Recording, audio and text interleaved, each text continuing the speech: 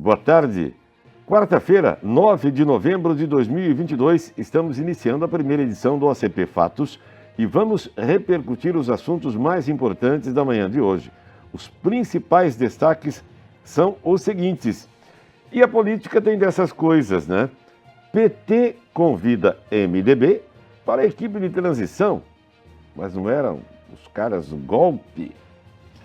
O Rio de Janeiro registra mais 2 mortes causadas por varíola dos macacos. Costa Neto anuncia que Partido Liberal fará oposição ao governo Lula. Membros de organização criminosa são condenados a quase 50 anos de reclusão em Brusque. Central Funerária regulamenta prestação de serviços em Jaraguá do Sul. 32ª edição da Schützenfest trará espaço Kids num novo formato. Fiquem conosco, esta edição do ACP Fatos já está no ar.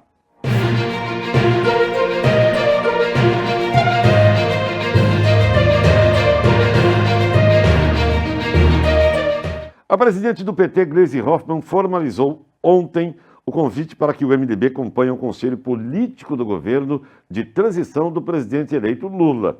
Após reunião com o presidente da sigla, o deputado Baleia Rossi, na Câmara dos Deputados, Gleisi agradeceu o apoio da legenda à campanha de Lula, especialmente da senadora Simone Tebet, pelo envolvimento no segundo turno.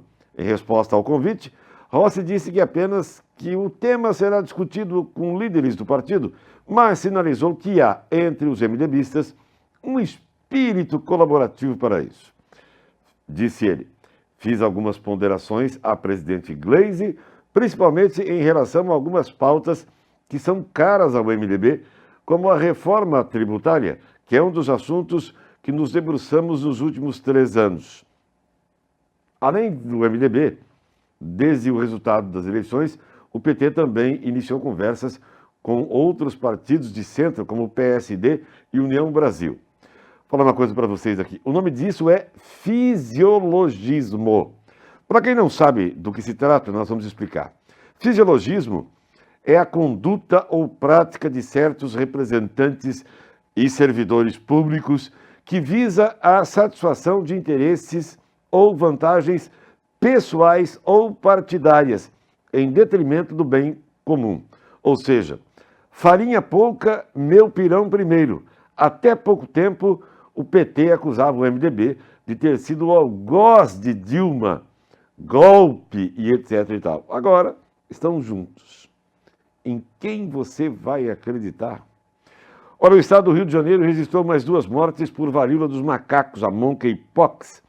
Segundo a Secretaria de Estado da Saúde, subiu para 5 o número de pessoas que perderam a vida por causa da doença. Conforme a Secretaria, um dos pacientes é um homem de 46 anos de idade que morava em Nova Iguaçu, na Baixada Fluminense. A morte foi notificada no dia 31 de outubro. O paciente era imunossuprimido e apresentou lesões cutâneas em forma grave. A outra notificação ocorreu no mesmo dia. O paciente de 27 anos de idade residia em São Pedro da Aldeia, região dos Lagos, mas o registro foi feito na capital do estado. A data de início dos sintomas foi 21 de outubro. Ele estava internado para tratamento e possuía comorbidades, segundo a Secretaria. De acordo com a Secretaria de Estado da Saúde do Rio de Janeiro, há 1.231 casos confirmados e 138 prováveis registrados no estado até o último dia 3. Dia 3.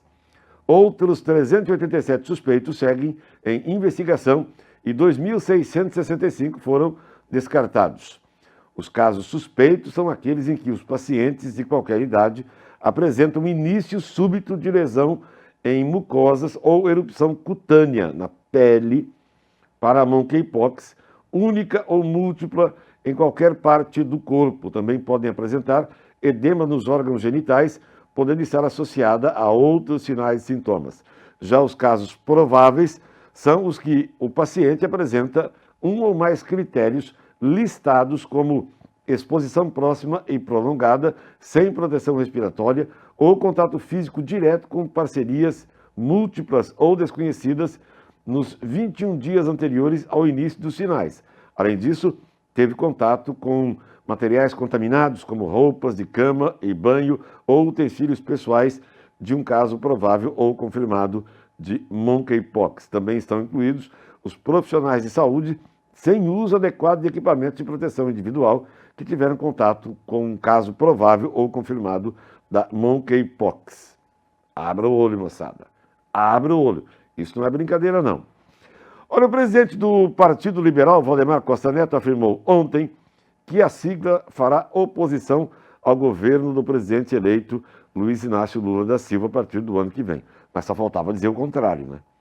O partido ao qual o presidente Jair Bolsonaro é filiado e pelo qual tentou a reeleição, o PL, apoiou Lula e já esteve na base de apoio do petista quando ele foi presidente entre 2013 e 2010. Em dezembro de 2013, o Costa Neto, que é ex-deputado federal, foi preso porque nesse período de Lula havia o mensalão. Ou vocês se esqueceram do mensalão? Ou seja, mudam-se os bois, mas os carrapatos são os mesmos. Nas eleições de 2022, impulsionado pelo bolsonarismo e tendo como candidato nomes ligados ao presidente da República, o PL foi o partido que mais elegeu deputados federais e também terá a maior bancada no Senado em 2023. De acordo com o presidente do PL, a oposição a Lula não impede que o partido vote, por exemplo, a favor da proposta de emenda à Constituição, a PEC da transição, articulada pelo presidente eleito para viabilizar o pagamento de promessas de campanha com o Bolsa Família. Auxílio Brasil se chama agora, né? No valor de R$600. O pessoal já andou dizendo aí que não vai ser mais 600 caso não passe essa PEC. Não vai ser mais 600 se não passar a PEC. Não terão o auxílio gás. Serão 6 parcelas ao ano de R$85, ou seja, vai reduzir. O Auxílio Brasil vai cair para R$405. Então, aliás, falando em sucessão presidencial, tem muito chão pela frente ainda, viu? Calma que hoje, segundo consta, a apresentação dos relatórios por parte das Forças Armadas, algumas coisas tendem a acontecer. Vamos aguardar para que ninguém faça ilações daquilo que não deve. Aqui em Santa Catarina, o juiz Edemar Leopoldo Schistler, da Vara Criminal da Comarca de Brusque, condenou em sentença prolatada ontem 4 integrantes de uma organização criminosa que atua em todo o estado de Santa Catarina, dentro e fora dos presídios e penitenciárias. Um dos réus também foi condenado pelos crimes de porte ilegal de arma de fogo e tráfico de entorpecentes, com a participação de menores de idade. Outro acusado ainda foi condenado por tráfico ilícito de entorpecentes, que realizava de forma rotineira em conluio com um dos integrantes da organização criminosa.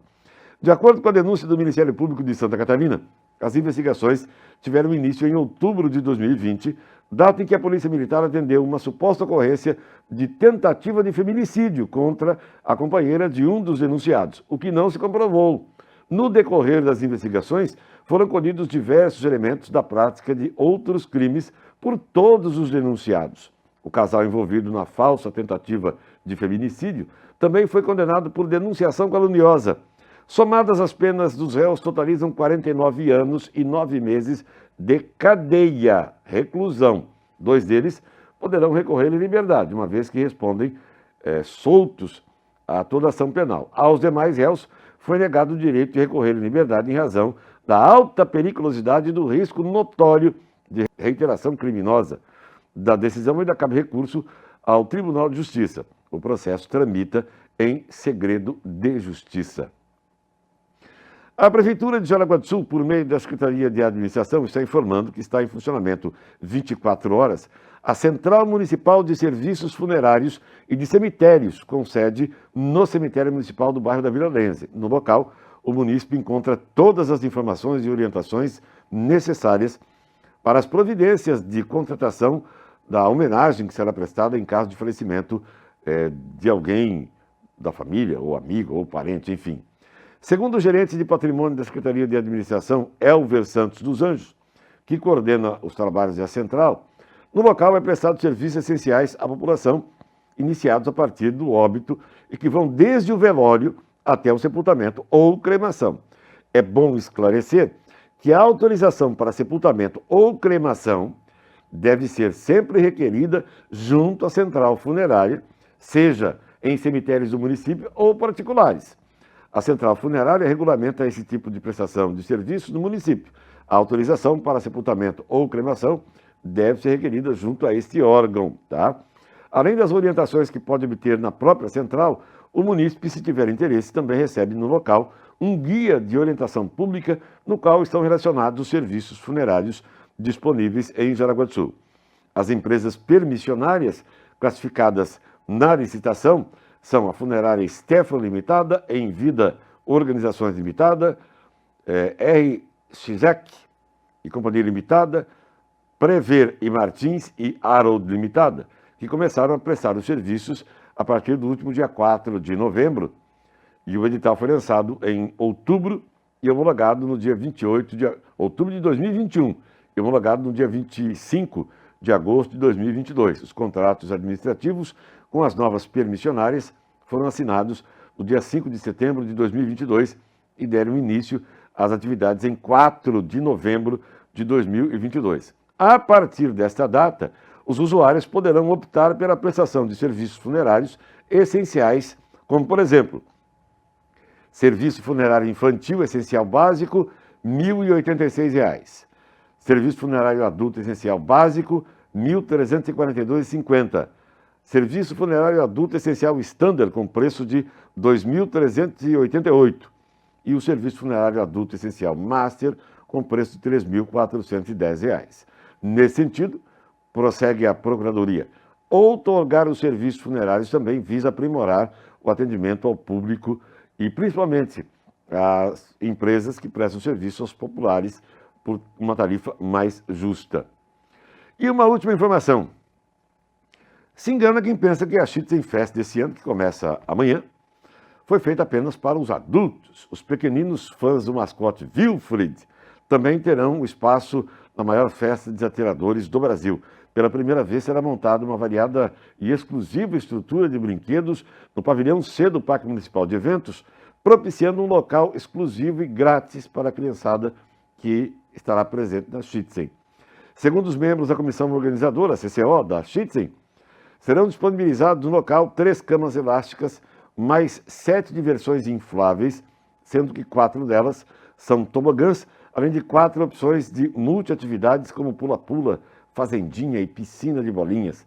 Para garantir a segurança, a organização da utilização dos brinquedos haverá de 6 a 8 monitores, tá? Então, se você vai para a Schützen, pode deixar as crianças brincando, tem os monitores cuidando e, evidentemente, que você também vai cuidar dos seus pequenos, né?